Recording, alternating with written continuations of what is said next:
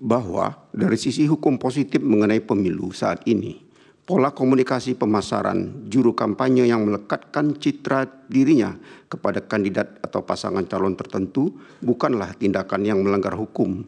Namun, endorsement atau perlekatan citra diri demikian sebagai bagian dari teknik komunikasi persuasif potensial menjadi masalah etika manakala dilakukan oleh seorang presiden yang notabene dirinya mewakili identitas negara, di mana seharusnya presiden bersangkutan berpikir, bersikap, dan bertindak netral dalam ajang kontestasi pemilih pasangan presiden dan wakil presiden yang akan menggantikan dirinya sebagai kepala negara sekaligus kepala pemerintahan. Bahwa kedudukan presiden di Indonesia sendiri menurut Mahkamah memang dilematis antara posisinya sebagai kepala eksekutif atau pemerintahan hasil pemilihan umum, sebagai kepala negara simbol kedaulatan negara, sebagai kader dari partai politik yang mengusungnya dalam pemilihan umum, sekaligus sebagai warga negara Indonesia yang secara asasi mempunyai hak berpolitik antara lain maujud dalam bentuk mendukung atau tidak mendukung calon atau kandidat tertentu. Bahwa menurut Mahkamah, mutlak diperlukan kerelaan presiden petahana untuk menahan atau membatasi diri dari penampilan di muka umum yang dapat diasosiasikan atau dipersepsikan oleh masyarakat sebagai dukungan yang bagi yang salah satu kandidat atau pasangan calon dalam pemilu. Kesediaan atau kerelaan presiden yang demikian, serta kerelaan para petahana di level masing-masing yang menghadapi kemiripan situasi dengan posisi kondisi Pilpres tahun 2024 ini, inkasu petahana kepala daerah, merupakan faktor utama bagi terjaganya serta meningkatnya kualitas demokrasi di Indonesia. Bahwa namun kerelaan adalah wilayah moralitas, etis, ataupun fatsun sehingga posisi yang berlawanan dengannya, yaitu ketidakrelaan, tentunya tidak dapat dikenai sanksi hukum kecuali apabila wilayah kerelaan demikian telah berlebih dahulu dikonstruksikan sebagai norma hukum larangan oleh pembentuk undang-undang. Bahwa berdasarkan fakta hukum serta indikasi yang terungkap dalam persidangan sebagaimana diuraikan di atas, Mahkamah tidak menemukan landasan hukum untuk dilakukannya tindakan terkait dengan ketidaknetralan presiden yang mengakibatkan keuntungan bagi pihak terkait. Sekali lagi karena tolak ukur ataupun parameter ketidaknetralan presiden dalam pemilu termasuk wilayah etik belum diatur secara tegas dalam peraturan perundang-undangan khususnya di level undang-undang.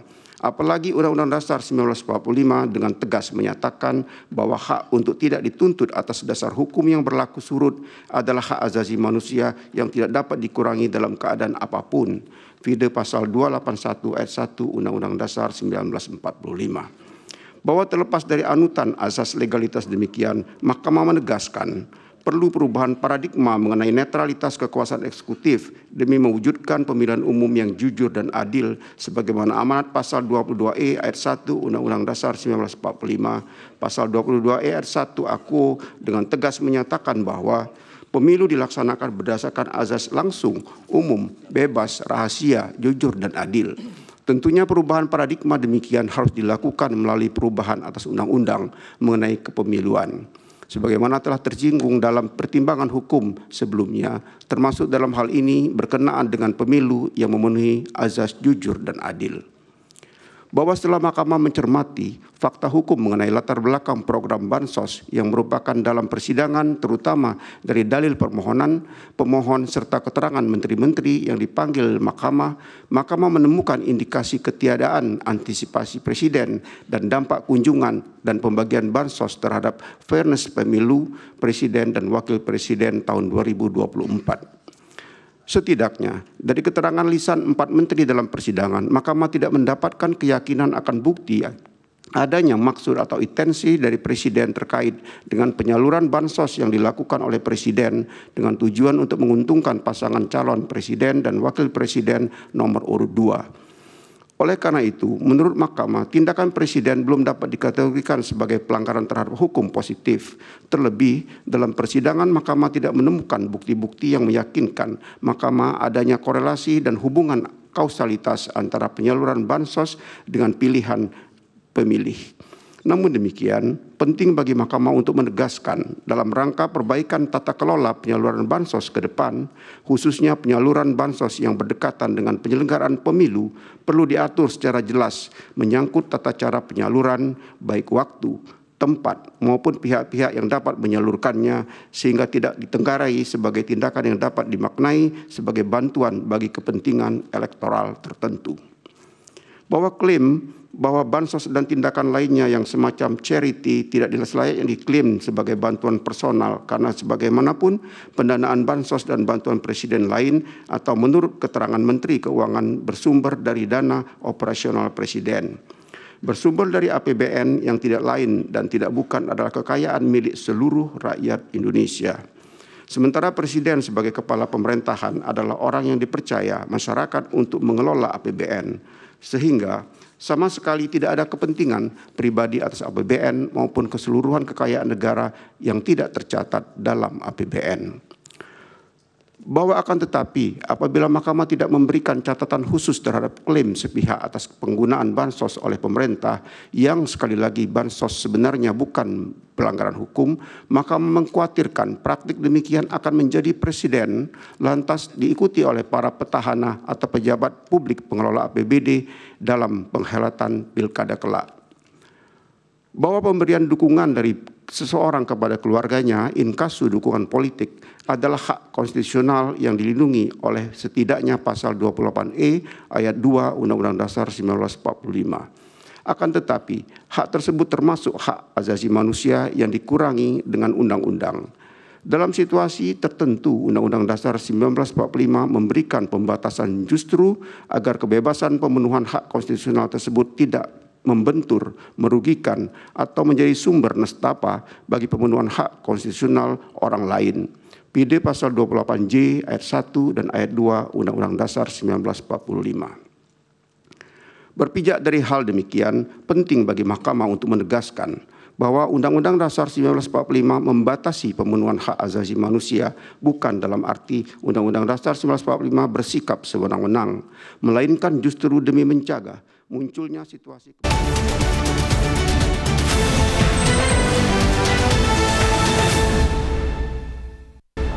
ayat 1 Jungto pasal 463 ayat 1 Undang-Undang Pemilu. Dalam konteks ini, Mahkamah bukan dalam posisi untuk memberikan penilaian terhadap proses penyelesaian yang telah dilakukan oleh Bawaslu, melainkan memastikan bahwa Bawaslu telah melaksanakan kewenangan dan bertindak dengan tepat sesuai dengan azas dan hukum pemilu yang berlaku. Proses penyelesaian sengketa yang dilakukan oleh Bawaslu menjadi sebuah database pengawasan sekaligus sebagai rekam jejak perolehan suara masing-masing pasangan calon yang sewaktu-waktu dapat dibuka kembali untuk menjadi rujukan dalam persidangan PHPU di Mahkamah. Berdasarkan hal tersebut, meskipun Mahkamah tidak terikat pada hasil pelaksanaan kewenangan Bawaslu, akan tetapi momentum pelaporan pelanggaran administrasi dan proses pemilu secara TSM kepada Bawaslu menjadi hal yang penting dalam penyelesaian sengketa tentang hasil perolehan suara. Sehingga dengan tidak adanya pelaporan pelanggaran pemilu secara TSM kepada Bawaslu, maka dapat dikatakan dugaan pelanggaran tersebut dianggap tidak pernah ada, kecuali dapat dibuktikan sebaliknya dalam persidangan. Secara konkret, posisi Mahkamah terhadap proses pelaksanaan kewenangan Bawaslu dalam perselisihan tentang hasil pemilihan umum adalah memastikan lembaga pengawas pemilu telah secara seksama cermat melakukan pengawasan, penilaian, dan penindakan dengan memberikan keputusan atau rekomendasi sesuai dengan azas dan hukum pemilu yang berlaku. Demikian pula dalam hal tata kelola pemerintahan. Termasuk dalam hal implementasinya, lembaga DPR juga mempunyai kewenangan konstitusional untuk melakukan pengawasan dan hak kewenangan yang dimiliki. Melekat sepanjang periodisasi jabatan DPR yaitu 5 tahun, baik terkait dengan fungsi eksekutif maupun terkait dengan hal-hal yang berhubungan dengan pelaksanaan pemilu. Oleh karena itu, peran yang saling berkaitan tersebut tidak menjadi beban di pundak Mahkamah Agung yang hanya diberi waktu 14 hari kerja untuk menilai segala yang berkaitan dengan hasil pemilihan umum. Bahwa selanjutnya Mahkamah juga perlu menegaskan terkait kewenangan Mahkamah dalam mengadili pelanggaran berkenaan dengan proses pemilu. Khususnya dalam hal ini pelanggaran yang bersifat TSM adalah mengenai keterkaitan dan keterpenuhan masing-masing unsur pelanggaran pemilu yang bersifat TSM. Ketentuan pasal 286 Undang-Undang Pemilu dan penjelasannya telah menentukan definisi atas pelanggaran yang terjadi secara terstruktur, sistematis, dan masif. Pelanggaran terstruktur merujuk pada kecurangan yang dilakukan oleh aparat struktural, baik aparat pemerintah maupun penyelenggara pemilihan secara kolektif atau secara bersama-sama. Sedangkan pelanggaran sistematis merupakan pelanggaran yang direncanakan secara matang, tersusun, bahkan sangat rapi.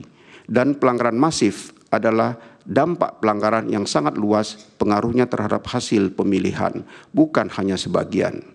Selanjutnya yang juga perlu diuraikan serta dibuktikan dalam persidangan adalah hubungan kausalitas antara pelanggaran tersebut dengan kebebasan pemilih dalam menentukan pilihannya, sehingga menyebabkan penyelenggaraan pemilu tidak memenuhi azas langsung, umum, bebas, rahasia, jujur, dan adil yang pada ujungnya berdampak atau berpengaruh secara signifikan terhadap perolehan suara kontestan pemilu.